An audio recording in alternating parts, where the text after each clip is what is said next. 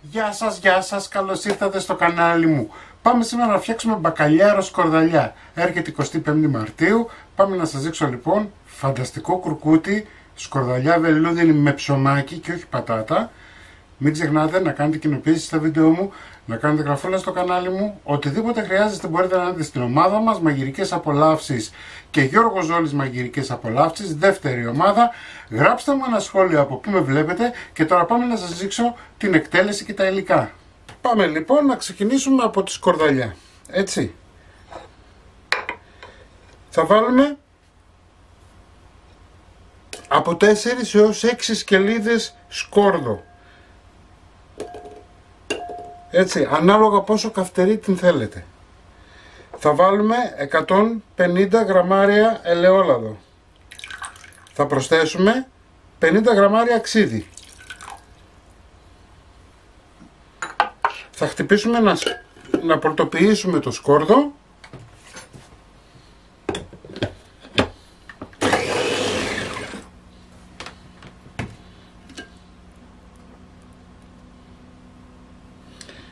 Λοιπόν, είμαστε έτοιμοι. Εδώ έχω 450 γραμμάρια ψωμί. Δεν θα το βάλουμε όμως όλο, θα βάλουμε γύρω στα 400 γραμμάρια. Απλά βρέχουμε λίγο ψωμί παραπάνω για κάτι, σε περίπτωση κάτι που δεν πάει καλά, να έχουμε ψωμάκι. Έτσι, προτιμότερο να έχετε μπαγιάτικο ψωμί. Ωραία.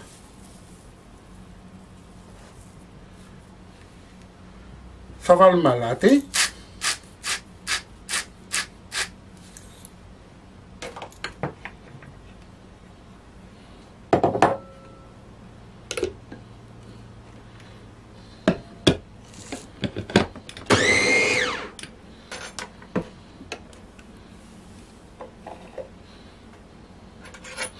Αχ, που σκοβόλησε.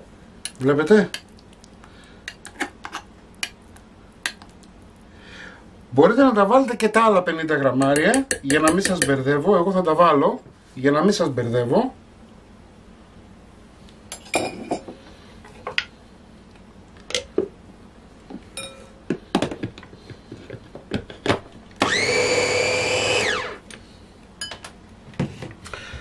«450 γραμμάρια ψωμί, 150 γραμμάρια ελαιόλαδο, 50 γραμμάρια ξύδι, αλάτι και 4 έως 6 σκελίδες σκόρδο ανάλογα πόσο καυτερή τη θέλετε». Θα την εστολίσουμε, θα βάλουμε λίγες ελίτσες.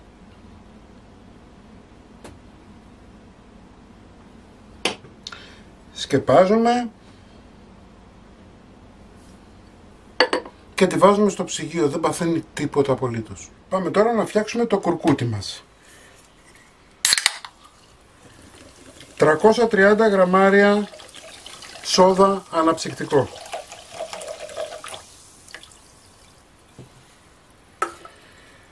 200 γραμμάρια αλεύρι για όλες τις χρήσεις.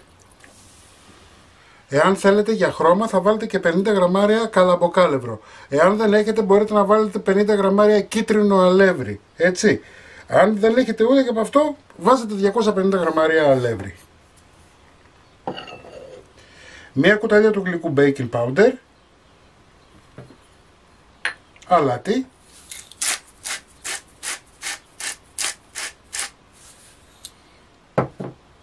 Λίγες σταγόνες λεμόνι. Ανακατεύουμε.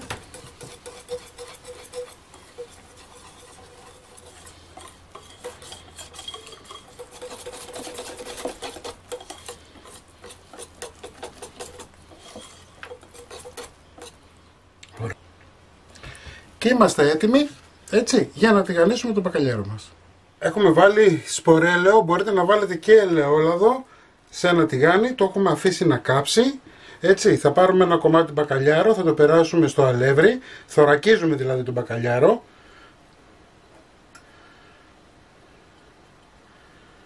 Το βουτάμε στο κουρκούτι.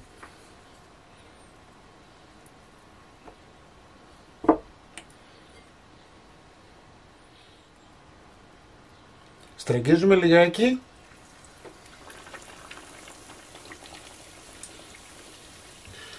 Θα πάρουμε και ένα δεύτερο κομμάτι. Αφήστε λιγάκι να ανέβει ακόμα η θερμοκρασία.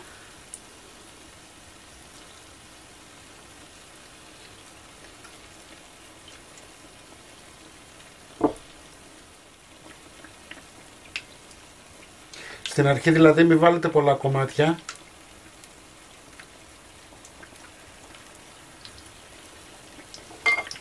Δύο κομματάκια για να ξεκινήσει να ανεβαίνει η θερμοκρασία και μετά θα το δούμε.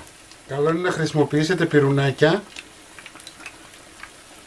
Οι λαβίδες συνήθως καταστρέφουν το κουρκούτι.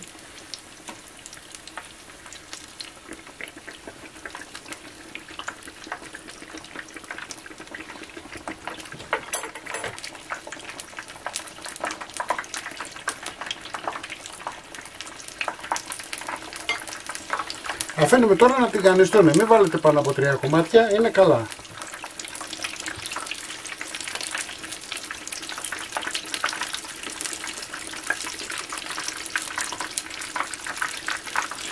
Αν είναι χοντρά τα κομμάτια του μπακαλιάρου σας, καλό είναι να τα ανακατεύετε λίγο πιο συχνά.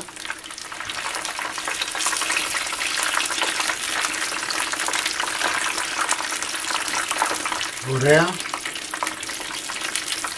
Αφήστε το να πάρει έτσι ένα ωραίο χρωματάκι.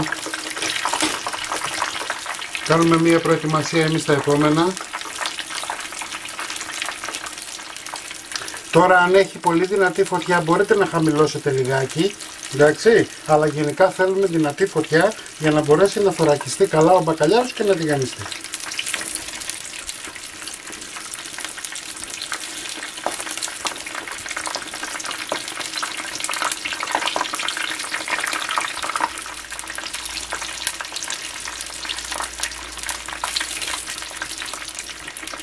Το πρώτο μας κομμάτι είναι έτοιμο, θα το ακουμπήσετε σε χαρτί κουζίνας